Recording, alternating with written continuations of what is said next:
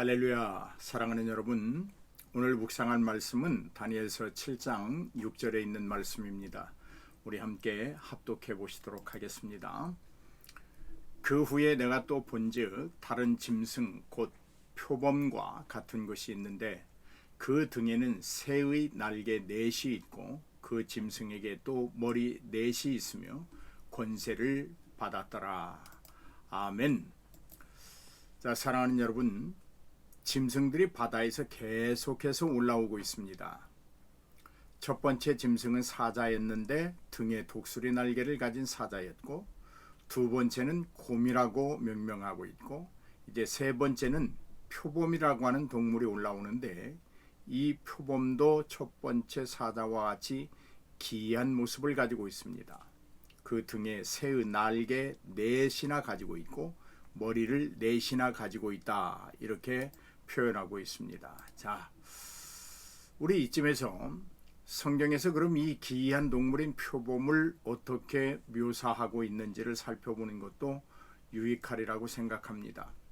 성경은 표범에 대해서 이렇게 묘사합니다. 민첩함을 가지고 있고 자맹을 잘하는 동물이다, 그렇게 말합니다. 자, 우리 하박국 1장 8절 말씀을 함께 합독하시겠습니다. 그들의 군마는 표범보다 빠르고 저녁 이리보다 사나우며 그들의 마병은 먼 곳에서부터 빨리 달려오는 마병이라 마치 먹이를 움키려 하는 독수리의 나름과 같으니라, 이렇게 말하고 있습니다. 빠르고 사나웁고 독수리의 나름과 같은 아주 밀접한 동물이라, 그렇게 말하고 있습니다. 자, 또 예레미야 5장 6절 말씀을 우리 함께 보십니다. 그러므로 수풀에서 나오는 사자가 그들을 죽이며 사막의 이리가 그들을 멸하며 표범이 성읍들을 엿본즉 그리로 나오는 자마다 찢기리니 이는 그들의 허물이 많고 반역이 심함이니이다, 라고 말하고 있습니다. 자, 여기서 말하는 표범은 먹이를 노리는 그 노림수가 아주 탁월하다고 말합니다. 그리고 그 노렸던 먹잇감을 찢겠다는 말로 이 표범이 가지는 잔인함과 포악스러움을 묘사하고 있습니다. 그뿐만이 아닙니다. 여러분, 호세아 13장 7절 말씀을 함께 보시겠습니다. 그러므로 내가 그들에게 사자 같고 길가에서 기다리는 표범 같으리니, 라고 말하고 있습니다. 지금까지 읽은 이상의 말씀들을 살펴보면 표범은 역시 무서운 맹수 중에 하나요. 그를 만나면 대단히 두려운 동물이고 악랄한 약탈자의 모습을 가지고 있다, 이렇게 말할 수 있습니다. 여러분, 예레미야 13장 23절 말씀을 한 번 더 보시겠습니다. 구수인이 그의 피부를 표범이 그의 반점을 변하게 할 수 있느냐?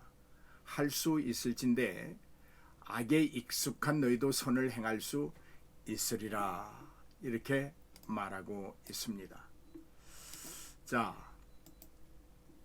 사자와 곰과 같은 동물과 다른 점이 있다면 표범은 그의 몸에 반점이 있다. 또 그는 속도면에 있어서 월등하다고 말하고 있습니다. 여러분 보십시오.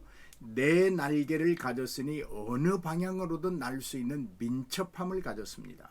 그뿐만이 아닙니다. 네 개의 머리를 가졌으니 어느 방향이든 다 볼 수 있는 능력을 가졌습니다.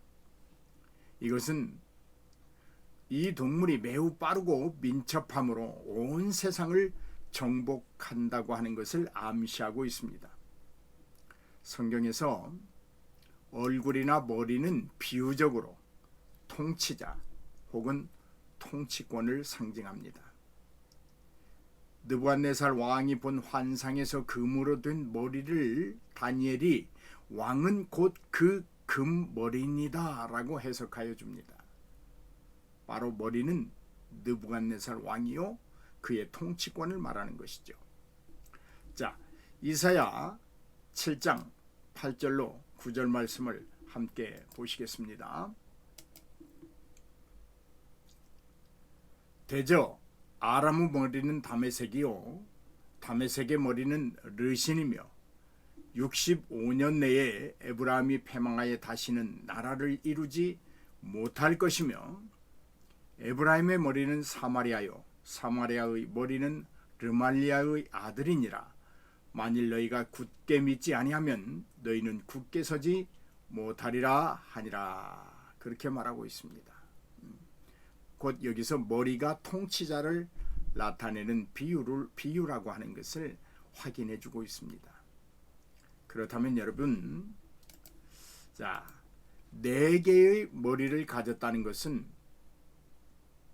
이는 4명의 통치자들이 있다는 것을 의미하는 것입니다. 오늘 함께 묵상한 말씀 끝부분에 이를 뒷받침하고 있는데 그렇게 말하고 있습니다. 권세를 받았더라. 그렇죠. 내 머리에 이 통치자들은 누군가로부터 권세를 받았다고 말하고 있습니다. 여기서 2가지 학설이 등장합니다. 하나는 그리스설인데요.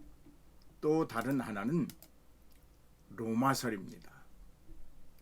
여러분, 여기서 좀 어렵겠지만 살펴보십시다.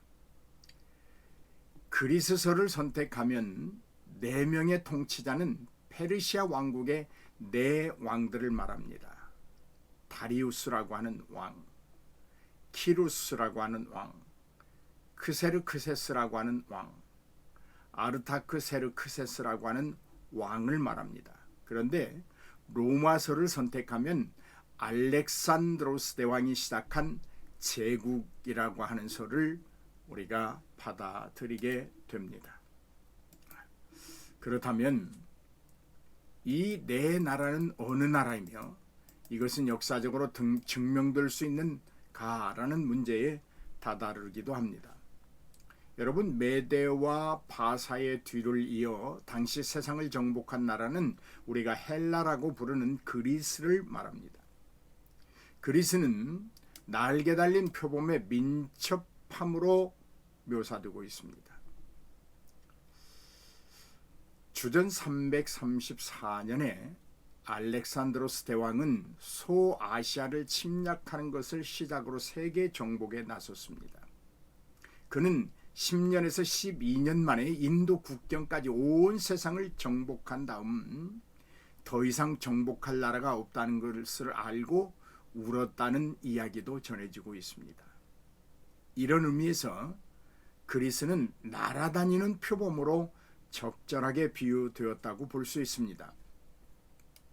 맹수의 표범의 두드러진 특징은 속조와 만족할 줄 모르는 피에 대한 갈증으로 4날개를 가짐으로 이 짐승의 날렵한 속도를 나타내는 비유로 충분하다고 봅니다.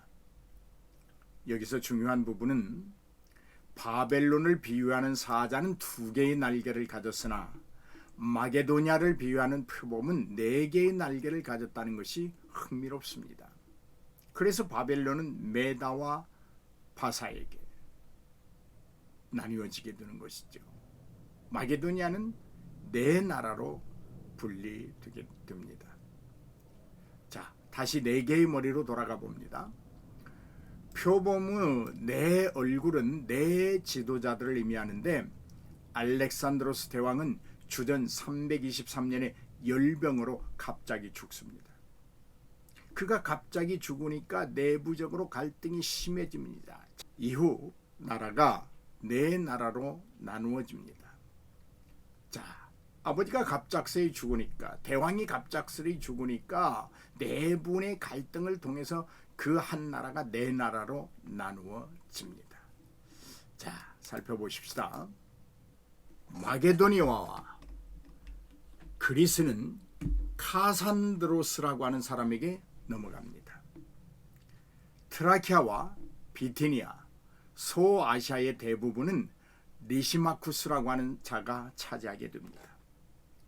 또 이집트는 프롤레마이오스라고 하는 자가 통치하게 되고 시리아는 니카토라가 집권하게 됩니다.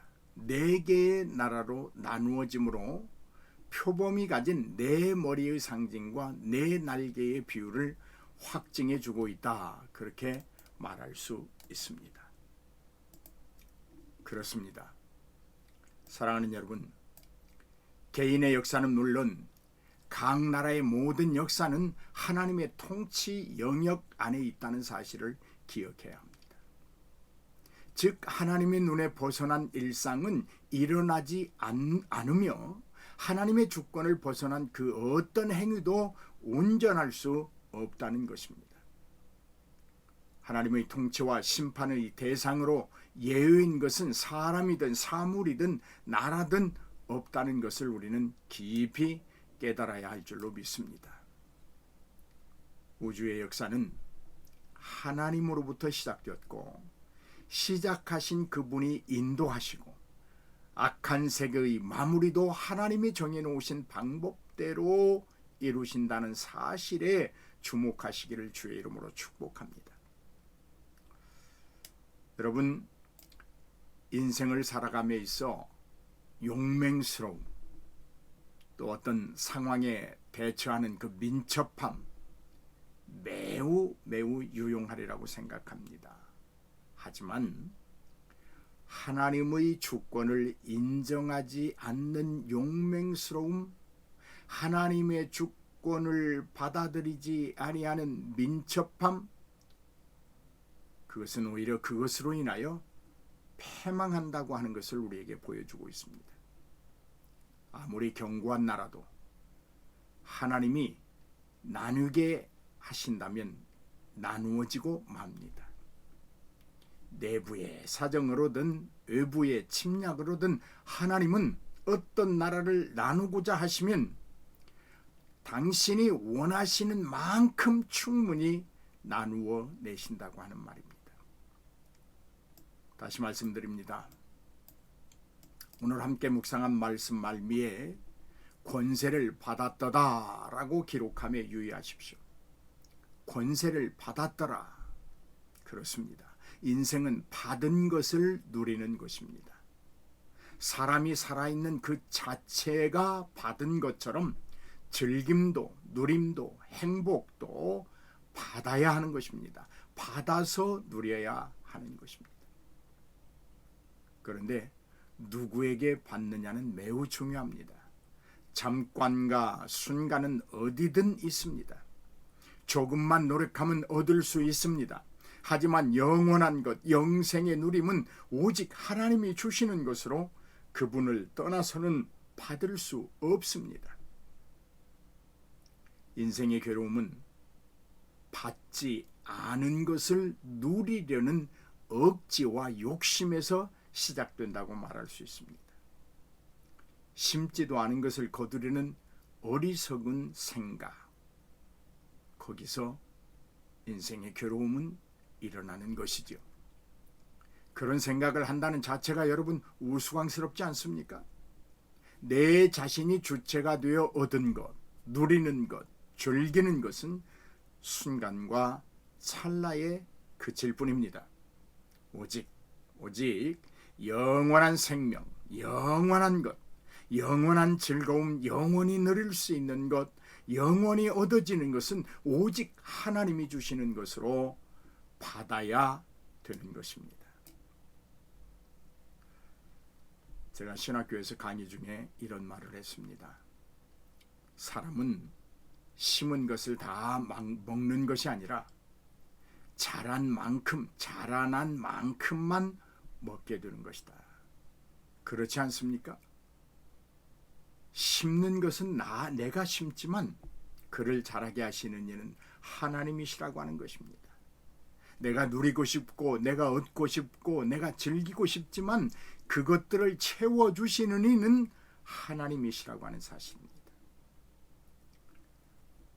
그 옛적의 왕들이 자기 나라가 나누어지는 것을 원하는 왕이 어디 있었겠습니까?